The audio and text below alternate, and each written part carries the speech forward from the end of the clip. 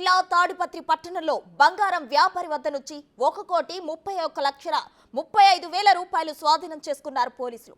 Tadipatri bus stand వద్ద అక్రమంగా డబ్బులు తరలిస్తుండగా సమాచారం అందుకున్న తాడిపత్రి పోలీసులు ముగ్గురిని అదుపులోకి తీసుకుని వారి వద్ద నుంచి నగదు స్వాధీనం చేసుకున్నారు. ఈ ఘటనలో ముగ్గురు నిందితులపై కేసు నమోదు చేసి అరెస్టు చేసినట్లు అడిషనల్ ఎస్పీ రామకృష్ణ తెలిపారు.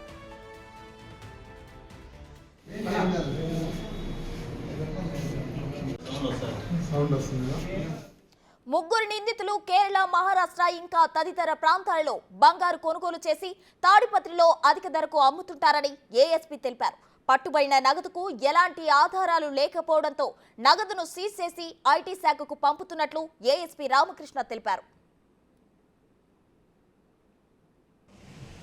తాడిపత్రి డిఎస్పీ శ్రీ సీఎం గంగయ్య గారికి రాబడిన సమాచారంపై మన జిల్లా ఎస్పీ గారు ఉత్తర్వుల ప్రకారం తాడిపత్రి టౌన్ సిఐ గారు అలాగే తాడిపత్రి రూరల్ సిఐ గారు వీరిద్దరికీ మన డిఎస్పీ గారు సమాచారం ఇవ్వగా వాళ్ళు రెండు వైపుల నుంచి వెహికల్ చెకింగ్ చేయగా నిన్న తాడిపత్రి బస్ స్టాండ్ దగ్గర ఆర్టీసీ బస్ స్టాండ్ దగ్గర ముగ్గురు వ్యక్తులు, ఒక జెంటు, ఇద్దరు లేడీస్ అనుమానంగా తిరుగుతుంటే పోలీసు వారు చూసి వారు పారిపోతుండడానికి ప్రయత్నిస్తే పట్టుకోవడం జరిగింది సిబ్బంది సహాయంతో.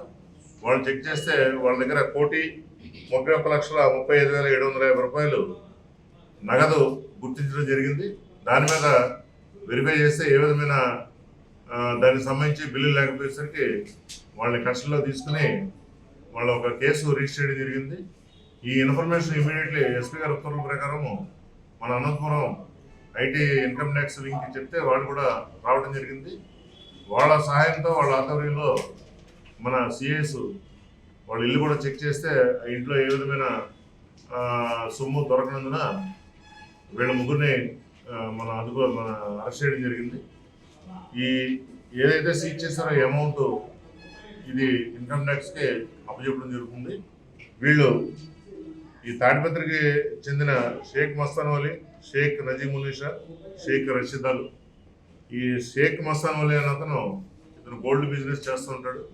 ఇతర రాష్ట్రాల నుంచి గోల్డ్ కొని ఇక్కడ అమ్ముతూ ఉంటాడు.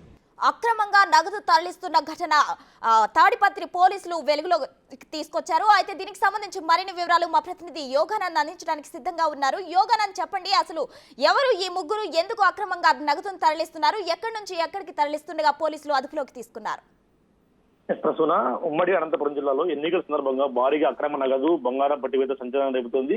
గతంలో హిందూపురంలో ఇదే విధంగా దాదాపు 30 కోట్ల విలువైన వజ్రాలు, బంగారం ఘటన మరొక ముందే ఈరోజు తాడిపత్రిలో దాదాపు 1,30 లక్షల పైగా డబ్బు నగదు సాధన చేసుకోవడం కూడా కలకలం రేపింది. అంటే ఎన్నికల వేళ ఎంత పంచాయతీ తీసుకెళ్తున్నారో లేదా జైలు తీసుకెళ్తున్నారో కూడా అనేది కూడా ప్రశ్నార్థకంగా మారని చెప్పొచ్చు. ఈ ముగ్గురు ముఖ్యంగా ఎవరైతే పట్టుబడ్డారో షేక్ మస్తాన్ వలీ, షేక్ నజీమునిసా, షేక్ రషీద్, ముగ్గురు కూడా మహారాష్ట్రలో వ్యాపారస్తులుగా తేలింది. వీళ్ళు బంగారం వ్యాపారస్తులు.